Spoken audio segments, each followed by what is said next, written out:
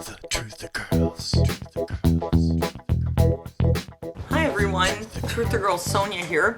Well, I recently did a video with my son Gunnar, and as is often the case when people see my son, a lot of people make comments about his hair. His hair is very long blonde hair, and people often say, you know, he looks like a girl. Why does your son look like a girl?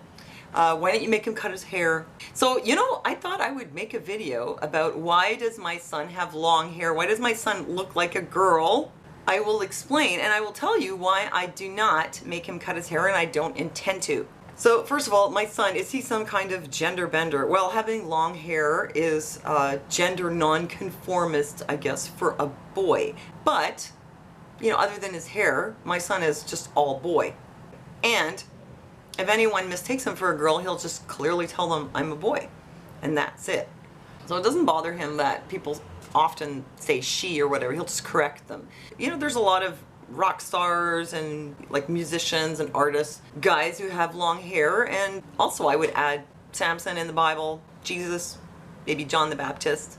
It doesn't turn them into girls either, right? So that's how my son sees it. Okay, now about the hair, I should make him cut it so that he can be more like everyone else, which I find it's kind of funny because my audience in general, they like to think outside the box and they like to encourage a out of the box kind of mentality and like a non-conformist mentality. And then yeah, I get these comments about my son's hair, which is very conformist. Conforming to what? Social norms that dictate that girls should have long hair and boys should have short hair. So is there any value in forcing my child to comply with it? I don't think so, and I'll tell you why. Now my son is autistic. Autistic people are a little different. They tend to be non-conformist sort of in general. A neurotypical child will pretty quickly see how things work, how to interact with people, how to present yourself. They'll pick up on that, and they'll pretty much be easily more or less able to conform.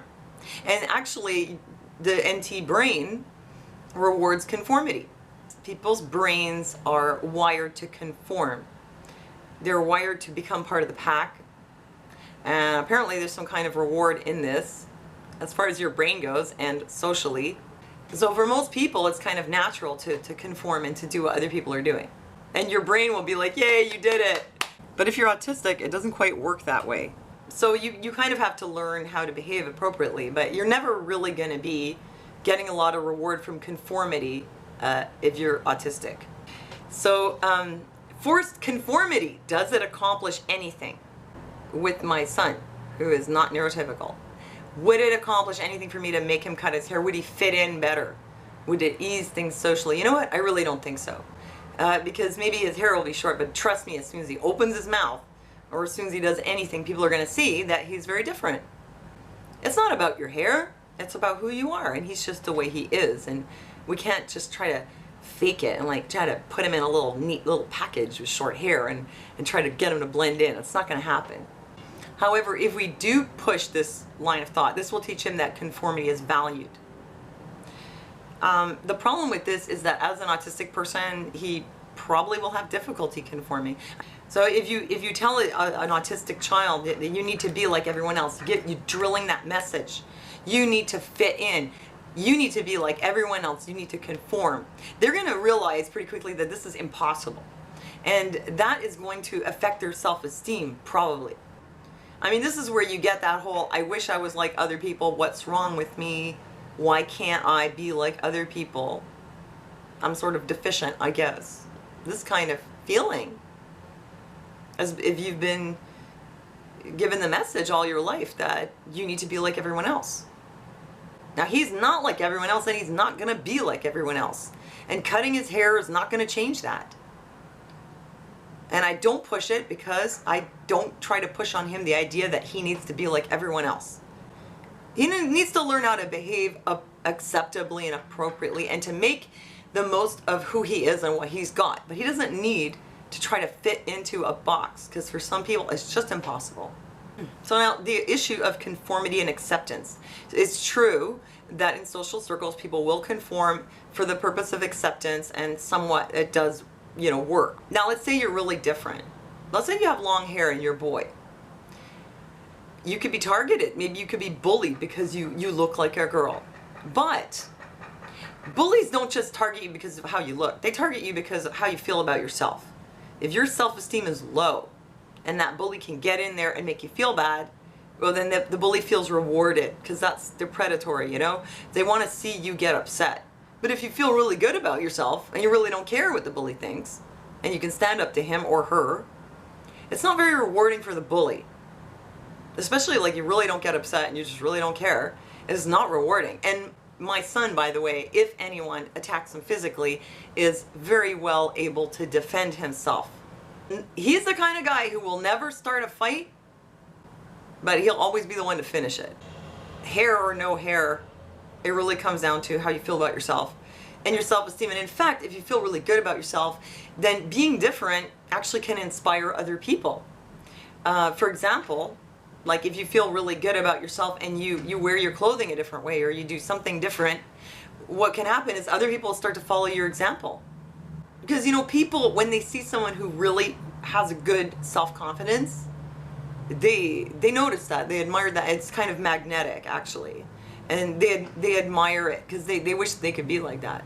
So the number one thing is confidence. And if whatever you do it with confidence and you do it believing in yourself, other people will believe in you also. So trust me, the hair is really not that important. This is what's important. A couple more things. You may have heard before that autistic people will sometimes have attachments to objects. Sometimes it could be like an object that you carry, but sometimes it could be something that's sort of just part of you. Like it could actually be your hair. And in my son's case, I think he has like an attachment to his hair. Like he just loves his hair. He doesn't want to cut it. So I respect that. If someone told you that they took their daughter and they forced her to go to the hairdresser and cut her hair, you would say that was cruel. Like imagine they bring the little girl there, they hold her down, they like take it all off, they give her a buzz cut, she's crying. You would say that's really cruel, right?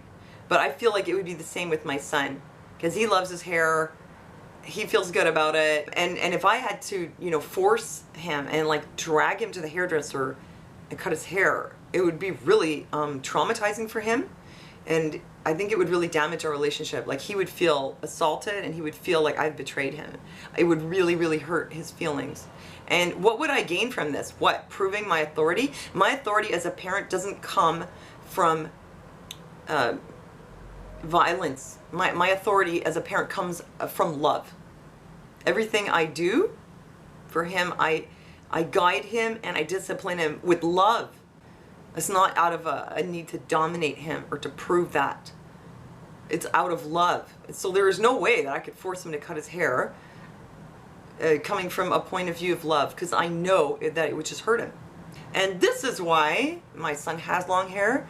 I will let him have long hair, and I actually think that by letting him express himself in this small way when he's young, there's less chance that he is going to be rebellious with things like, oh yeah, now mom, I'm gonna get an eyebrow ring, or I'm gonna get you know, tattoos or whatever, because he knows he's free to express himself anyway. He doesn't have to rebel to do that because we just accept him the way he is. So that's where I'm coming from, and I thought I'd share that with you. I hope that this is helpful to you in some way if you're a parent. And thanks for listening to me, and I'll see you next time.